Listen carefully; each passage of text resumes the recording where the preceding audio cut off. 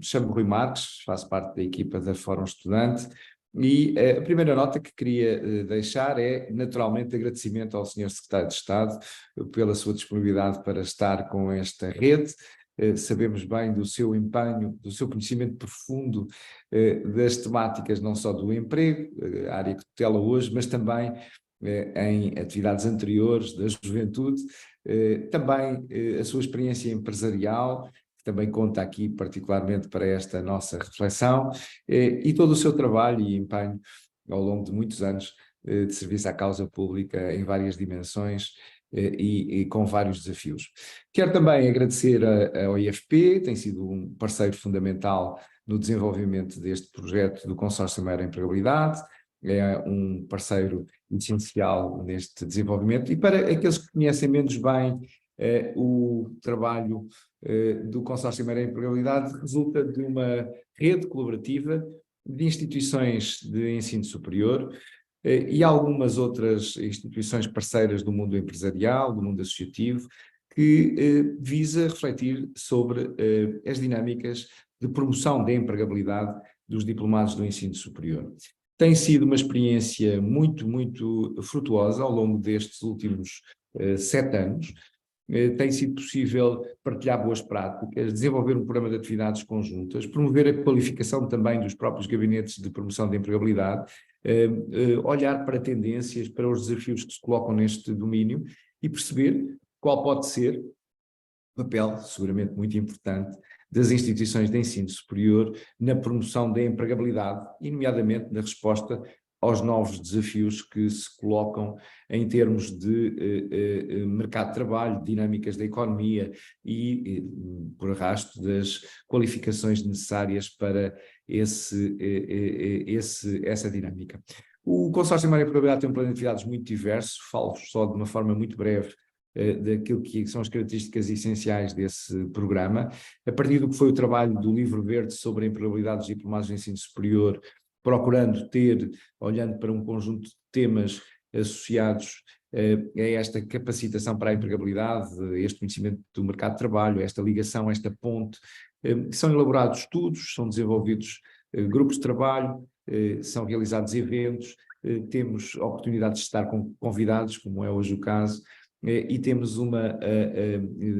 fortíssima vontade, um compromisso muito sério de poder, de uma forma colaborativa, em rede, olhar mais longe e mais fundo para estes desafios. Procurando repetir na vida das instituições de ensino superior, nos seus gabinetes de promoção de empregabilidade, desde logo,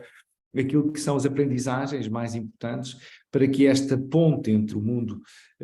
do ensino superior e o mundo do trabalho possa ser uma ponte bem estruturada, interativa e ao longo da vida, não só na perspectiva da formação inicial, preparando para uma entrada no mercado de trabalho, mas também qualificação permanente ao longo da vida. Por isso, o Sr. Secretário de Estado, é um grande gosto poder contar consigo nesta nossa jornada. Vamos ouvi-lo com muito gosto e com muita atenção, a partir deste ponto de arranque de políticas públicas de apoio à empregabilidade dos jovens, e depois, enfim, se ainda nos sobrar algum tempo, abriremos aqui também a possibilidade de questões que se coloquem e aqui a partir da gestão que farei aqui do chat, as perguntas que surgirem, irei partilhando consigo para podermos ter também as suas respostas. Mais uma vez, muito obrigado pela sua presença, vamos ouvi-lo com todo o gosto. Muito obrigado, muito bom dia a todas e a todos. É evidentemente com grande gosto que participo neste webinar e que acedi ao convite que me dirigiram e começo obviamente por agradecer o convite e as palavras simpáticas que o Dr. Rui Marques acaba de me dirigir, seguramente algumas delas pelo menos excessivas, mas que eu acredito a amizade que nos une há muito e portanto o desconto está dado. Relativamente a este tema, é evidente evidentemente hoje uma temática central na minha vida, mas isso não era o relevante, é uma temática central, é na vida do país. E, portanto, terei muito gosto, evidentemente, nos próximos minutos, em procurar partilhar com todos uma visão e um conjunto de preocupações associado a um conjunto de instrumentos e de medidas que estão no terreno para precisamente podermos dar sequência a este desafio maior que é o da promoção da empregabilidade dos jovens em Portugal. E a minha primeira palavra não poderia também deixar de ser, obviamente, para felicitar o próprio Consórcio Maior Empregabilidade, que sei que se iniciou já lá vão 10 anos e que tem este objetivo de ser uma plataforma de discussão, de estudo, de encontro entre um conjunto de instituições, nomeadamente instituições ligadas à educação, à formação, ao ensino superior, e que, em boa hora, julgo eu, surgiu na sociedade portuguesa. Eu tentarei primeiramente fazer um diagnóstico necessariamente breve de qual é a atual situação do emprego jovem e do desemprego e a sua evolução, só para nos situarmos todos nesta discussão com os mesmos instrumentos, e daí dizer que hoje é mais que evidente que a situação do desemprego jovem, apesar de ter vindo a melhorar nos últimos anos, continua a ser uma situação que não nos pode deixar de modo nenhum satisfeitos. E isto porque eu gostava de situar esta temática num horizonte um bocadinho mais alargado, que tem a ver com a relação da empregabilidade dos jovens com a própria questão hoje da discussão que se faz de um modo mais genérico, como é que nós, enquanto comunidades, neste caso enquanto países, atraímos e fixamos talento, neste caso no nosso país, em Portugal. Nós temos que recuar um pouco no tempo e ter a noção que durante muitos anos todos os estudos mostraram que havia uma correlação fortíssima entre a nossa estrutura de qualificações, e nomeadamente as qualificações dos mais jovens, e o nosso desempenho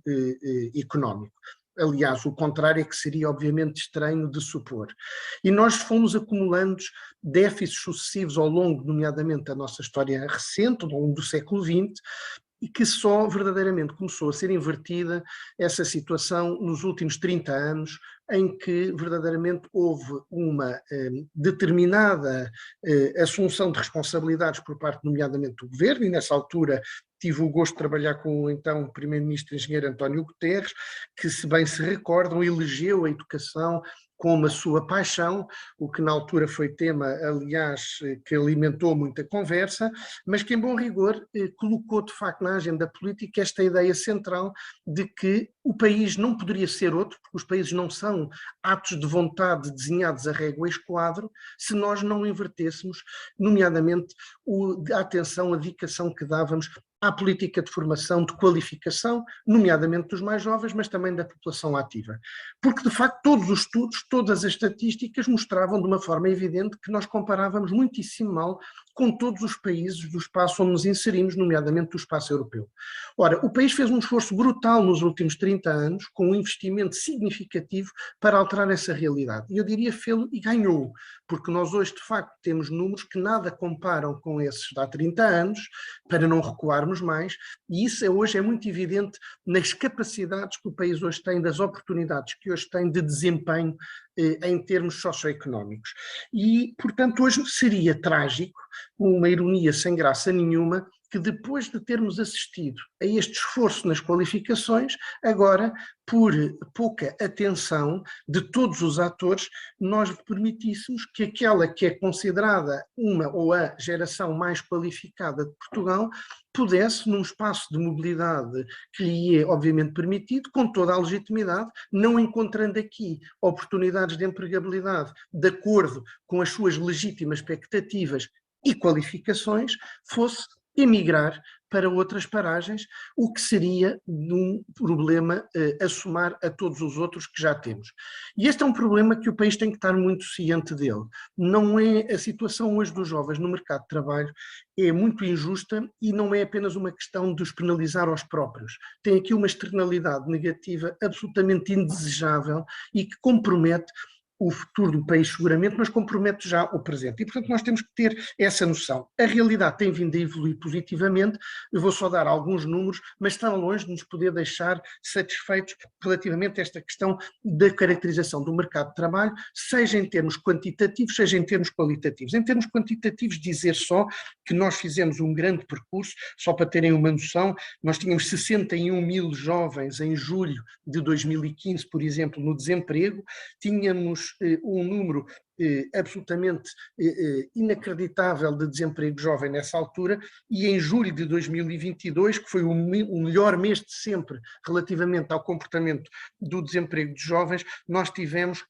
menos de metade disto, 27 mil jovens inscritos. No entanto, em fevereiro, ainda agora recentemente, o IFP registrou o segundo fevereiro mais baixo de sempre em termos de registro de desemprego jovem, desde que há registro, com um valor ainda assim muito significativo de mais de 34 mil jovens, 34.854 jovens nesta situação, o que representa, para termos a noção, 11% do universo total do desemprego registado. E isto numa altura em que nós comparamos com uma taxa que na média da União Europeia a 27 é de 14,4% e a nossa taxa medida pelo INE anda nos 20,5%. Eu não gosto muito de me perder nos números, mas acho que estes números são importantes para nos darem uma fotografia de qual é a situação que estamos a falar. Se somarmos a este facto o facto de estarmos naquilo que muitos economistas consideram quase tecnicamente pleno emprego, ou seja, com um nível de desemprego muito baixo. Se somarmos a isto o discurso que ouvimos cotidianamente feito por empregadores da dificuldade de recrutamento, nós temos aqui uma primeira, diria, perplexidade, que é, ainda assim, temos um número muito considerável de jovens desempregados. E isso já lá voltarei mais à frente, mas temos que nos deixar, obviamente, inquietos com esse facto. Mas a este número, ou esta dimensão quantitativa, temos que somar também a dimensão qualitativa. E a dimensão qualitativa tem a ver com a qualidade desse emprego e com a forma com que esse emprego, digamos, se traduz em reais oportunidades de valorização dos jovens na sociedade portuguesa. E também aqui temos feito um caminho muito importante, um caminho positivo, nomeadamente naquilo que se considera a taxa de precariedade dos jovens, que caiu mais de 10 pontos percentuais nos últimos anos. Nós estávamos com uma taxa que rondava os 70% em 2015 de precariedade dos jovens e no quarto trimestre de 2022 estávamos com 58,8%, que ainda assim são 10 pontos acima da média europeia, que situa nos 48,2%. E isto tem a ver com uma realidade que nós temos que saber enquadrar. Durante demasiados anos nós temos sido muito permissivos com esta naturalização de acharmos verdadeiramente normal que a forma dos jovens contactarem com o mercado de trabalho é, mesmo os mais qualificados, é ser-lhes oferecido uma remuneração que não só é baixa, mas sobretudo um nível de vinculação muito desajustado, que tem a ver com o uso e o recurso absolutamente excessivo e abusivo à contratação a termo, quando muitas vezes não há nenhuma razão que o justifique. Não há nenhum problema com a contratação a termo, e a contratação a termo terá sempre que existir no mercado de trabalho. O problema é nós usarmos figuras que não foram desenhadas, nomeadamente em termos de código de trabalho, para esse efeito, para utilizarmos em situações onde manifestamente esse recurso é abusivo. E nós temos de ter esta clareza de dizer que não é possível acreditarmos que esta geração qualificada, e por isso eu fui atrás ao esforço das qualificações, que hoje tem licenciatura, mestrado, doutoramento, que pode obviamente escolher onde é que vai trabalhar, que o seu próprio país o defraude destas expectativas em termos de empregabilidade. E, portanto, nós temos que fazer um esforço coletivo enquanto país, enquanto sociedade, o Estado, as entidades empregadoras, para elevarmos o nível de oportunidades para os jovens, mas de oportunidades com qualidade. Sob pena de vermos estes jovens saírem de Portugal. E se isso acontecer, obviamente é o futuro do país que está a ser comprometido, porque aqueles que estarão em melhores condições de sair serão, obviamente, os que estão mais bem apetrechados, ou seja, mais bem qualificados, e são esses também que são geradores de maior atenção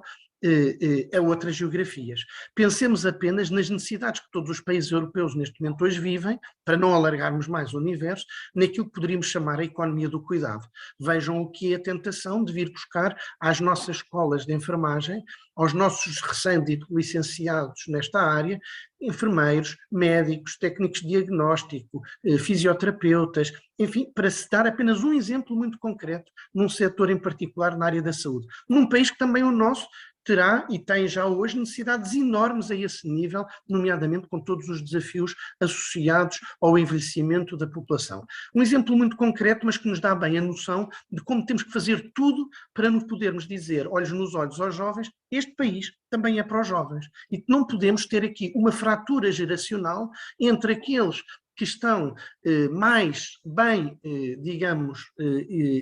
inseridos no mercado de trabalho e na sociedade, face àqueles que chegam ao mercado de trabalho. E, portanto, as políticas públicas, para entrar nesse domínio agora, são absolutamente essenciais para inverter esta situação, como foram no passado recente, para que os números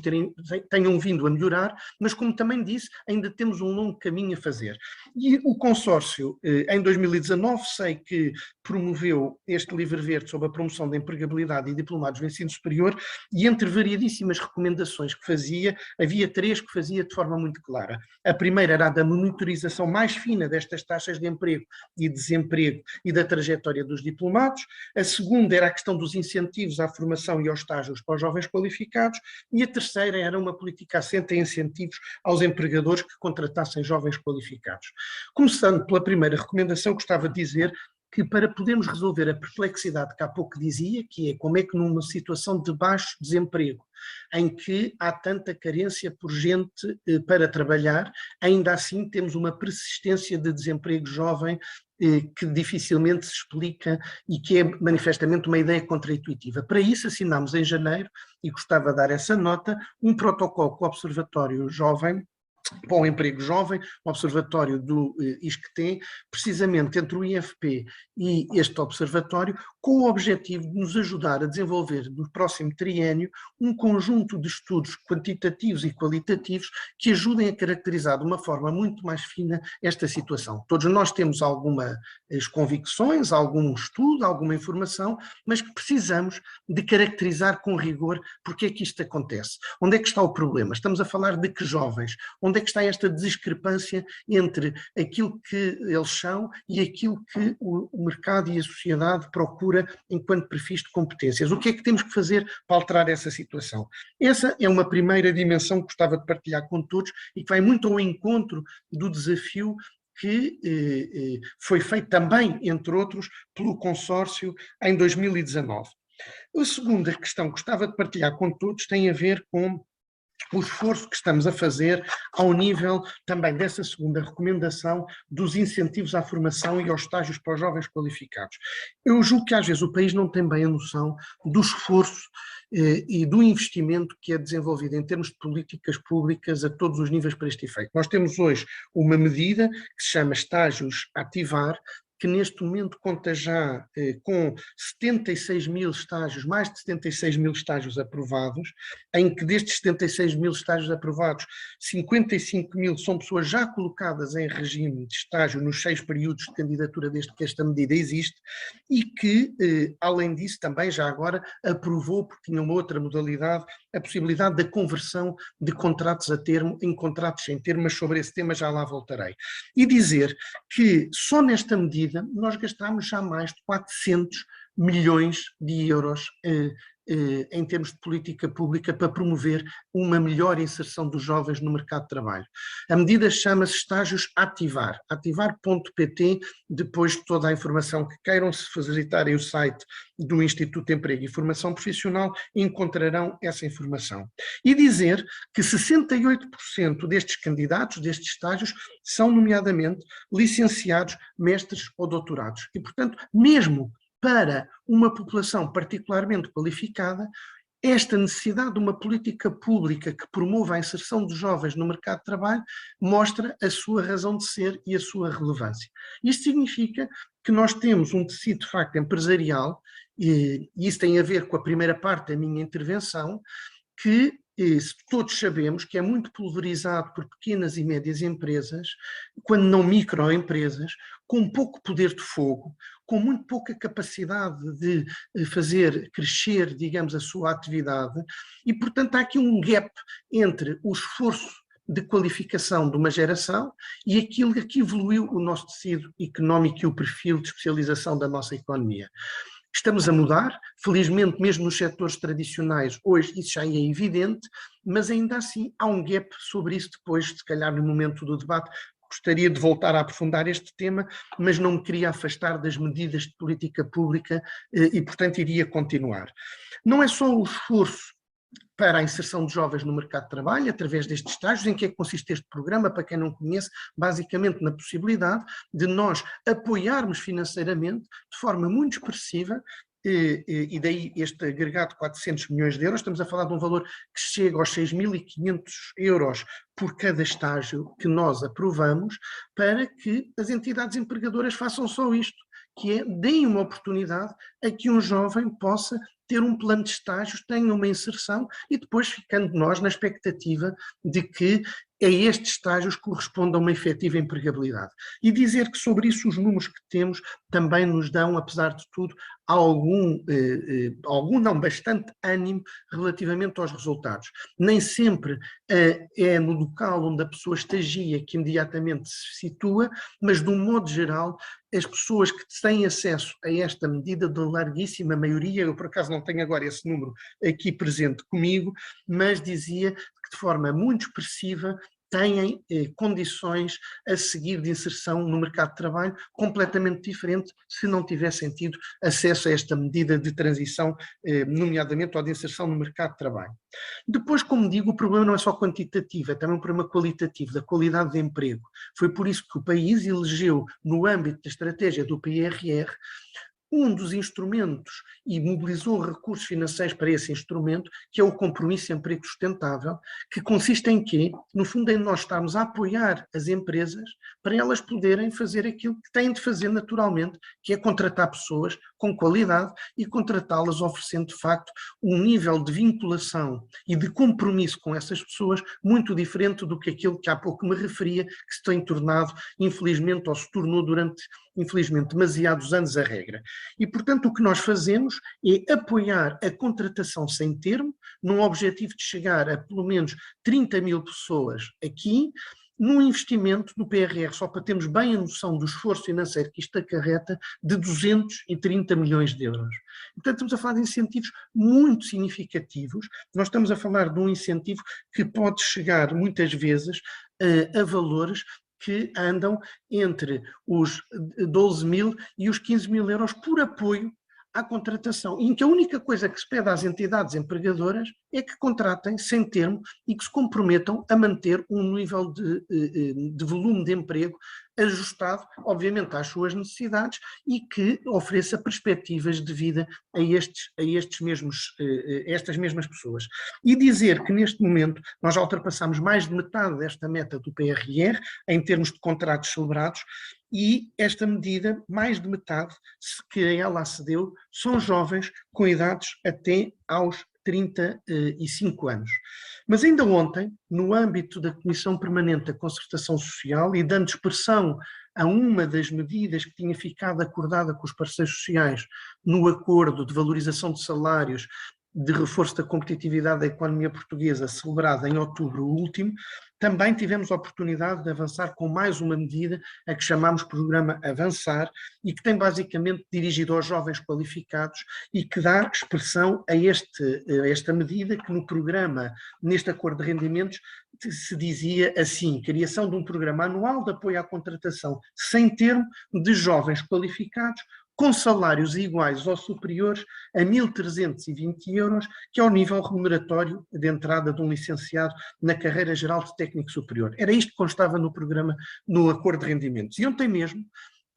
passados alguns meses da celebração deste acordo, levámos aos parceiros sociais um outro instrumento, que é este programa Avançar, que tem basicamente, se quiserem, 3 grandes objetivos. O primeiro, obviamente, a valorização dos jovens no mercado de trabalho, promovendo o acesso a emprego de maior qualidade. O segundo é usar estas qualificações destes jovens como instrumento de promoção de uma maior competitividade do nosso tecido empresarial, ou seja, percebendo e levando as entidades empregadoras a perceberem que há aqui um talento que não pode ser desperdiçado e que, se há o valor da experiência, há também todo o valor da inovação, da qualificação, do conjunto de saberes e competências que estes jovens necessariamente transportarão consigo, e depois um objetivo não menos importante, que é promover e ajudar à promoção da autonomização dos jovens, quando hoje sabemos que cruzando as questões da empregabilidade com todas as outras dimensões, nomeadamente a habitação, para não referir mais nenhuma, que julgo que é suficiente, são entraves claros hoje a que essa autonomização exista, e por isso hoje temos tanta gente em situação em que, numa idade em que já nada aconselharia a que coabitassem com a sua família de origem nuclear, ainda o fazem, não por um ato de vontade, mas por manifesta dificuldade de se autonomizarem. Este é um programa que tem como objetivo atingir durante os próximos anos 25 mil jovens, que tem, como digo, também esta lógica de apoiar as entidades contratantes à imagem do compromisso de emprego sustentável, mas que aos jovens tem uma novidade, é que em cima desse salário, que no mínimo não pode ser inferior a estes 1.330 euros, nós vamos disponibilizar no primeiro ano um apoio de uma bolsa de 150 euros mensais, líquidas, a somar a esse valor de salário, para precisamente procurarmos puxar o rendimento dos jovens para valores que lhes permitam verdadeiramente não terem de ficar numa situação de se verem forçados a procurar construírem os seus percursos de vida fora de Portugal. E não é só isto. Eu somo a estas medidas uma que também faz parte do acordo de rendimentos, que é o do IRS jovem, e que muita gente, já me apercebi, ainda não conhece. Felizmente o sistema vai ser automático. O jovem hoje, quando chega ao mercado de trabalho, nos primeiros 5 anos da sua inserção no mercado de trabalho, beneficiará de uma redução significativa do seu IRS. No primeiro ano 50%, no segundo ano 40%, no terceiros e quartos anos 30% e, finalmente, no quinto ano, 20% de redução do IRS. A parte de todos os incentivos que temos desenvolvido para as próprias entidades empregadoras, como seja, bonificando de forma muito expressiva, por exemplo, a inserção, as contribuições para a segurança social, isentando-as, nomeadamente nos primeiros tempos, da componente dos empregadores. Portanto, é um esforço muito grande de cruzar aqui instrumentos. A estes posso somar e não vos vou avançar mais com medidas, mas só para se perceber o esforço que está subjacente, que tem de ser de facto muito grande, porque ele tem que ser proporcional à importância do objetivo, como procurei enunciar de início, em que já no próximo dia 4 de abril abrem as candidaturas a um outro instrumento, que é o Empreende 21, dinamizado pelo IFP, em que nós vamos apoiar num racional de ajudar à criação, obviamente, postos de trabalho, não só daqueles que criam os projetos, mas ao criar os seus projetos, criam o seu posto de trabalho, mas criam um emprego para terceiros, num programa muito generoso na sua modelação, porque permite apoiar entre fundo perdido e sem ser a fundo perdido até 85%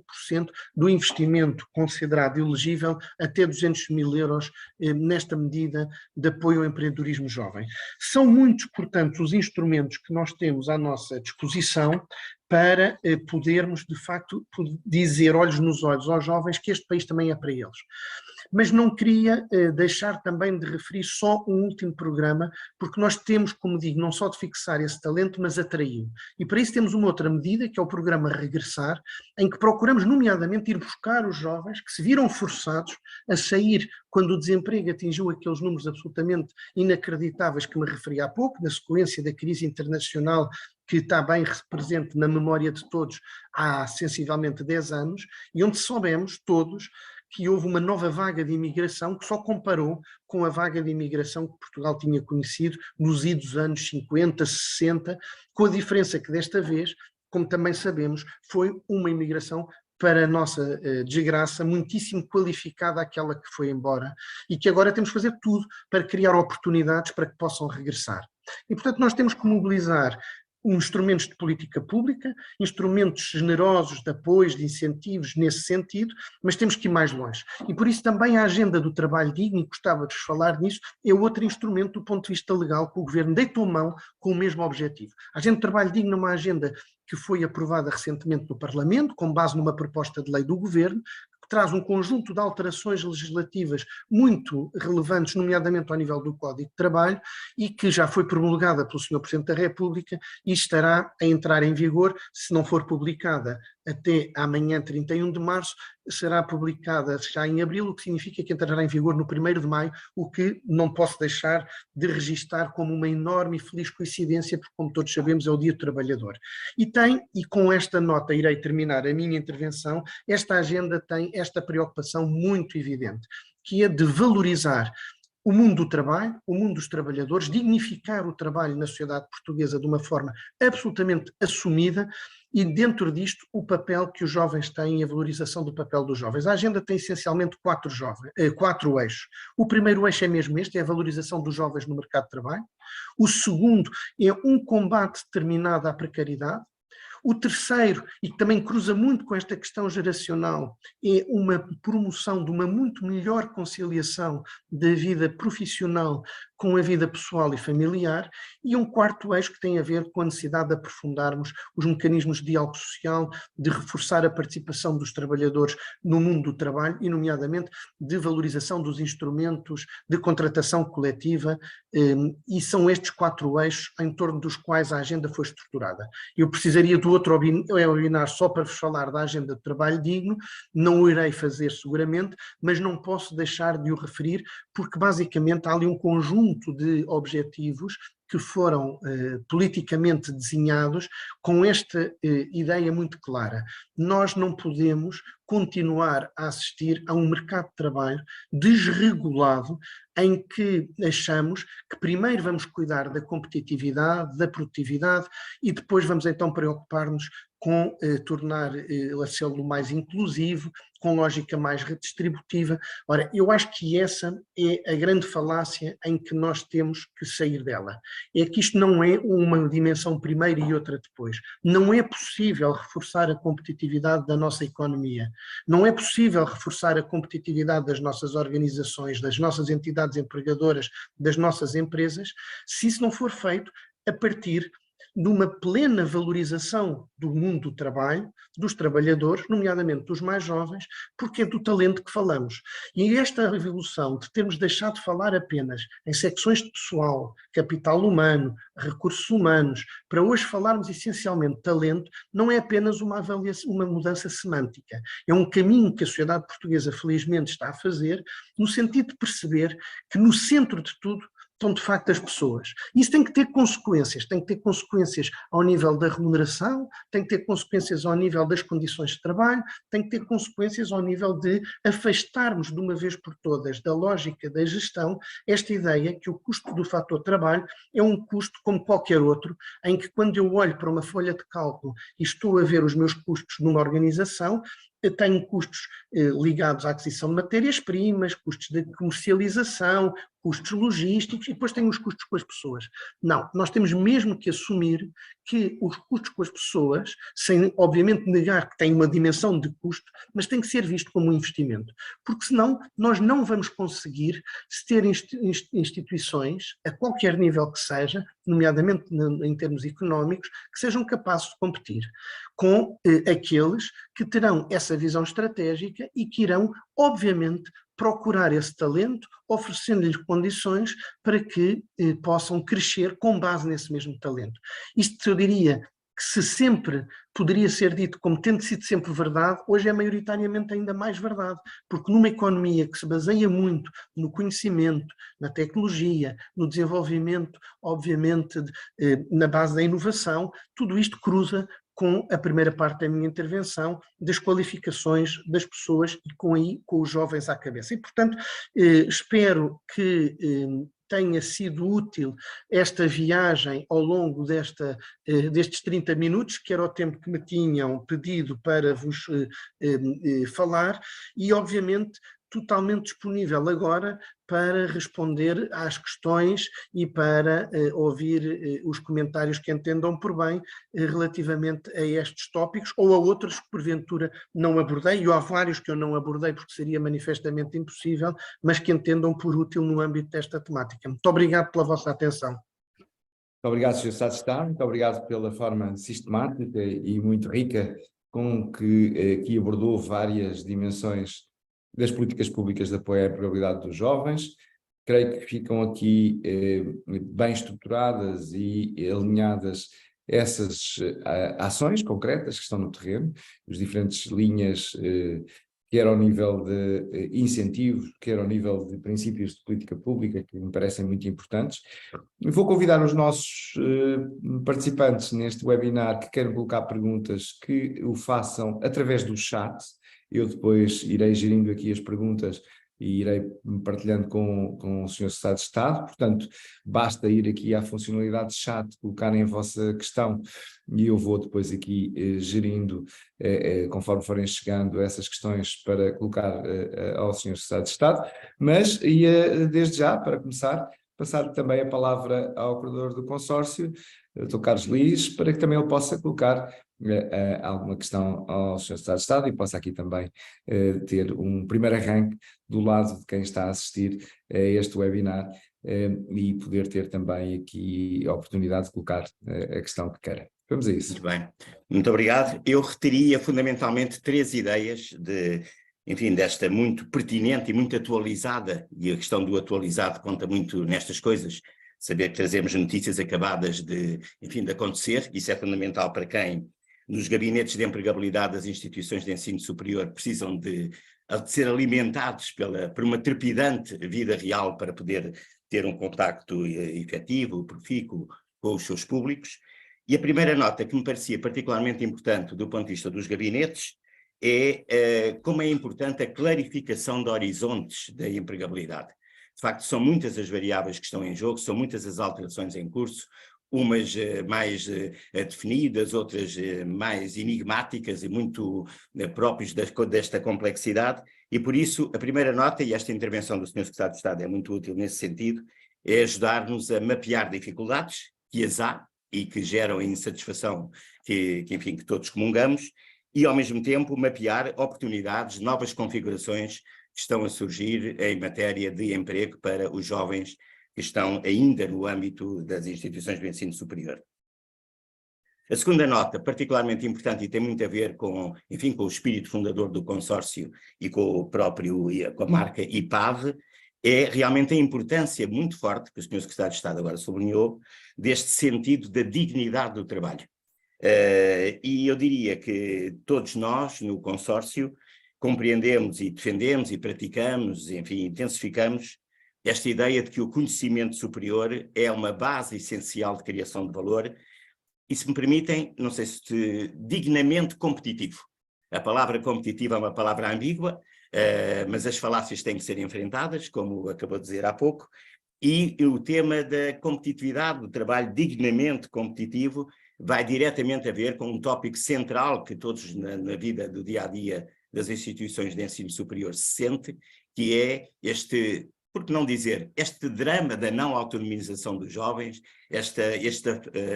arrastar desse processo de autonomização, essa é uma palavra-chave que me parece vinda de um decisor político, de um governante particularmente importante e para ser levado a sério por nós. A terceira nota que queria pôr à consideração do Sr. Secretário de Estado é que creio que não é um exagero, nem é jogar em casa, dizer que vale a pena pensar na revalorização dos gabinetes de empregabilidade das instituições do ensino superior. É que, na verdade, estes gabinetes são atores relevantes porque estão diariamente imersos na realidade dos jovens estudantes, nos diferentes ciclos de ensino, pré-profissionais, com toda a ansiedade inerente ao começo do trabalho, e são muito conhecedores do que é este momento de transição entre a vida estudante e a vida profissional. Eu diria que são parceiros muito significativos que talvez valesse a pena serem ouvidos de forma mais sistemática, e penso que os gabinetes estão disponíveis para isso, por quem tem que tomar enfim, tem que pensar, tem que definir estratégias e tem que implementar políticas públicas. Creio que os gabinetes são aliados disponíveis para pensar de forma ainda mais bem definida o que são as políticas públicas certas. Muito obrigado. Obrigado. Sr. Sassado, não sei se quer comentar, vamos voltar a si. Obrigado, com todo o gosto. Começo, obviamente, por agradecer os comentários antes de eu próprio comentar, e acho que são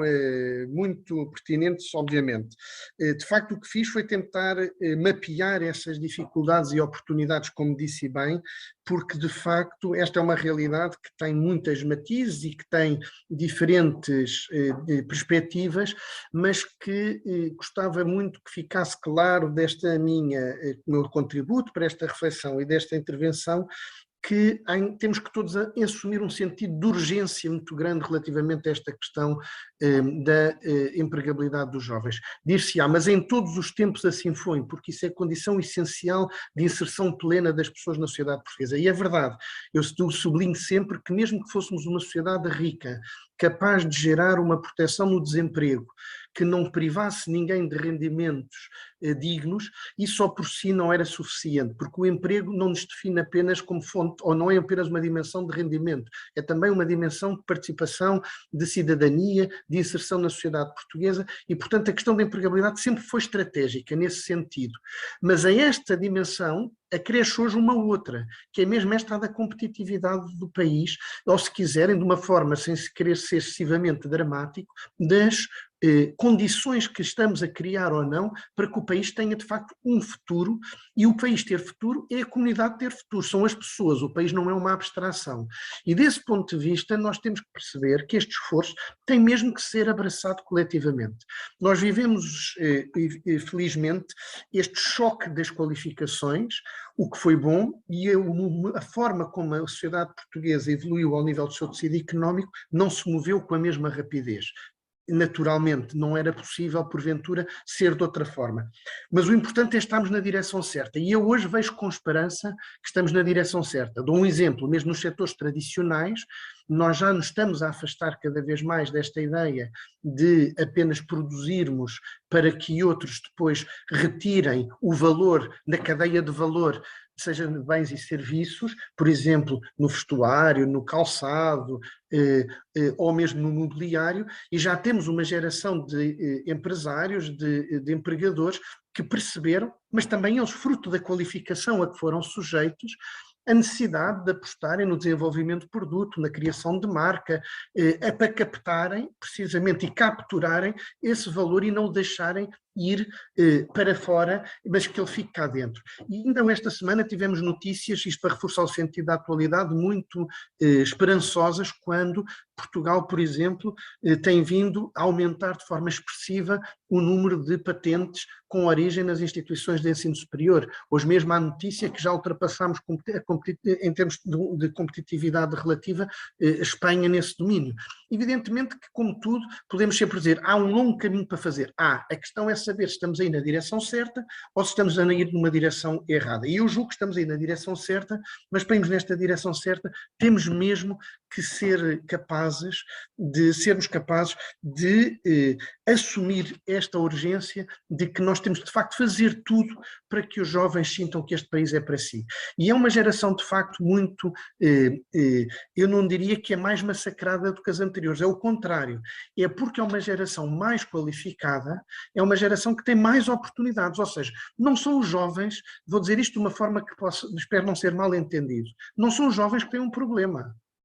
Que nós é que temos um problema se os jovens não encontrarem solução para os seus projetos de vida. Porque estes jovens, ao contrário dos do passado, até têm menos problema do que, não preciso ir muito atrás, os jovens da minha geração, ou de outras mais antigas, porque estão mais bem apetrechados, porque facilmente pegam na sua licenciatura, no seu mestrado, no seu doutoramento, e vão trabalhar para outro país. Ou seja, o problema não é deles, o problema é nosso, enquanto comunidade, e portanto nós temos mesmo que assumi-lo com toda a determinação nesse sentido. E essa questão da dignidade e da agenda de trabalho digno é fundamental a esse nível, mas é fundamental também naquilo que é hoje uma exigência clara dos mais jovens, que é, hoje é evidente que já não há a mesma disponibilidade para encarar o mundo do trabalho como havia no passado, e nomeadamente aquilo que hoje as pessoas valorizam, são dimensões muito diferentes. Com certeza que as dimensões tradicionais estão lá, da remuneração, de perspectivas de desenvolvimento de carreira, mas somam-se a estas questões como qual é o propósito? E que bom que é que assim seja. Vou trabalhar para quem? Para fazer o quê? Qual é o impacto daquilo que eu estou a fazer que vai ser gerado pela minha atividade? Que respeito é que vão ter pelo meu trabalho? Eu serei envolvido? Estarei a fazer parte de um projeto? Serei apenas uma peça numa engrenagem? Ou serei devidamente valorizado e com reconhecimento das minhas competências, com capacidade de sentir que aquilo que estou a fazer concorre para uma missão maior? Todas estas dimensões estão cruzadas hoje. E, portanto, há aqui muitos desafios, uns mais macro, outros mais, se quisermos, mais a uma escala de gestão que também tem que ser muito bem percebida por quem tem responsabilidades em acolher esta geração do mercado de trabalho, porque um dos desafios maiores é também fixar estas pessoas. Eu não tenho nada contra a ideia da mobilidade e, aliás, sublinho muito esta ideia de que uma coisa é mobilidade, outra é precariedade. Tenho tudo contra a precariedade, nada contra a mobilidade. A mobilidade é a pessoa, por vontade própria, querer ter mais do que uma inserção, mais do que uma experiência. Evidentemente que o paradigma do mesmo emprego, na mesma função, no mesmo local de trabalho, já não existe. E isso não tem nada de problemático. O que tem de problemático é quando, em nome deste discurso, se procura não combater as razões da precariedade. Isso é que não é aceitável, porque são dimensões muitíssimo diferentes aquelas que temos em presença. E, portanto, temos que fazer este esforço de criar mais oportunidades para que se possam ficar e mobilizar todos os instrumentos em conjunto. Sobre a questão dos gabinetes de empregabilidade, seguramente que sim, tem uma importância estratégica, não digo evidentemente que não. Do mesmo modo, e há uma pergunta no chat que eu pude ver, que é muito importante nós também fazermos este esforço permanente, sobretudo quando há uma grande mudança, de capacitarmos também o próprio Instituto de Emprego e Formação Profissional, com os seus técnicos, a estarem devidamente munidos da informação para poderem prestar um bom serviço público, seja na relação com outras instituições, seja diretamente com o cidadão, neste caso com os jovens, quando recorrem. E por isso uma das coisas que estou neste momento a trabalhar com o Conselho Diretivo do Instituto de Emprego é que sempre que nós temos estas medidas, que haja, não estou a dizer que antes não havia, mas quer dizer que haja um reforço desta preocupação de fazermos uma formação nomeadamente quem tem responsabilidades de atendimento, para, sem prejuízo, obviamente, disponibilizarmos cada vez mais informação de forma automática, pelos canais, evidentemente, que possam ser complementares ao atendimento, digamos, face-to-face. Sobre a pergunta que me fizeram sobre as datas, o programa Avançar dizer que ele está agora ainda nesta sua forma esquemática para parecer e contributos dos parceiros sociais até meio de abril, até 12 de abril, depois dará forma, digamos, a um diploma legal que será uma portaria que o criará e que eu diria que até ao final deste primeiro semestre este é o nosso calendário de poder vir, digamos, para o terreno. Mas temos uma medida que é o compromisso de emprego sustentável, que em tudo é similar a esta, do âmbito do PRR que eu referi, neste momento em vigor. E, portanto, gostava muito de aproveitar esta oportunidade desta plateia tão qualificada para dizer que há hoje uma medida tão acessível quanto esta, que é qualquer empregador em qualquer setor de atividade pode ir buscar cidadãos desempregados inscritos no IFP, porque é uma medida, obviamente, de empregabilidade, jovens ou não jovens, mas neste caso, como se forem jovens com uma majoração adicional, em que só por propor um contrato sem termo recebe um apoio financeiro de 12 vezes o indexante de apoios sociais. 12 vezes 480 euros é muito dinheiro. Se somarmos a isto as majorações, e é majorado se o emprego for criado no interior, é majorado se for um jovem com deficiência, é majorado se tratar de um género subrepresentado, é majorado se a entidade empregadora tiver ao abrigo de um qualquer IRCT, do Instrumento de Regulamentação Coletiva de Trabalho, é majorado se for abaixo dos 35 anos, e é majorado se a remuneração de trabalho for superior a estes 1.320 euros que há pouco referi. Isto significa, nem todas as majorações são cumulativas, mas até 3 são cumulativas. Isto é um apoio muito expressivo. Na prática, nós estamos a pagar praticamente às empresas para contratarem no primeiro ano alguém para trabalhar. A única coisa que estamos a exigir em troca é que ofereçam, obviamente, uma lógica que não é de rotação pura e simples, mas que apostem nestas pessoas, que se comprometam com a sua valorização, com a sua formação. E eu julgo que qualquer bom empregador percebe que isto é do seu interesse, porque obviamente é um instrumento poderoso para poderem fazer aquilo que têm de fazer, naturalmente, com o bónus de terem um esforço de mobilização de política pública, neste caso do PRR, para o fazer. Com este sinal claro, e não é por acaso, eu termino já, não é por acaso que fizemos esta medida no âmbito do PRR, é porque a fizemos ao tempo da agenda de trabalho digno, precisamente porque estas duas dimensões têm de se cruzar. Ao mesmo tempo que nós estamos a ser mais exigentes com os empregadores, também estamos a criar instrumentos mais generosos para promover essa entrada no mercado de trabalho e essa relação do mercado de trabalho em termos completamente diferentes. Agora, nós temos mesmo que mudar um pouco o mindset e não tenho nenhuma inibição em dizer isto, como vou dizer. A relação tradicional ou clássica entre capital e trabalho tem que ser mais equilibrada a favor do trabalho. E não é preciso militar em nenhum horizonte político ou sindical diferente daquele em que eu milito para poder dizer isto com total serenidade, porque de facto a dignidade do trabalho tem que ter uma consequência, e a consequência é dizer que tudo no fim do dia é para servirmos as pessoas, é para servirmos os cidadãos, e portanto não há absolutamente nenhum preconceito contra a lógica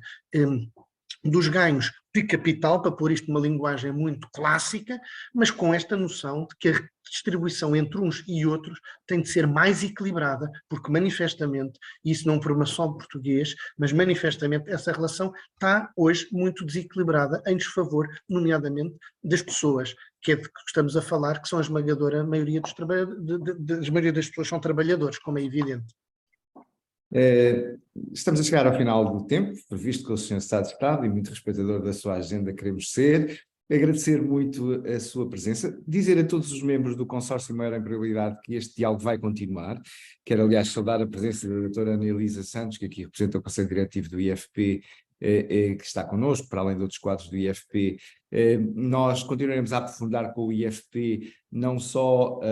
o acesso à informação que o Sr. Secretário de Estado aqui nos deixou, como também este tema, por exemplo, da agenda do trabalho digno, que ficou aqui como um tema para próximas sessões e para aprofundar, visto que é, creio eu, pacífico para todos nós, constitui um elemento central. Agradecer muito a presença do Sr. Secretário de Estado, da forma como aqui nos apresentou todas estas dimensões, com esta consciência, com certeza há muito por fazer, mas há muita coisa a acontecer e há que poder ser todos nós, membros do Consórcio Maior Empregabilidade, ou aqueles que ainda não o são, os que queiram vir a ser e a juntar-se a esta dinâmica, podemos também ser parte da solução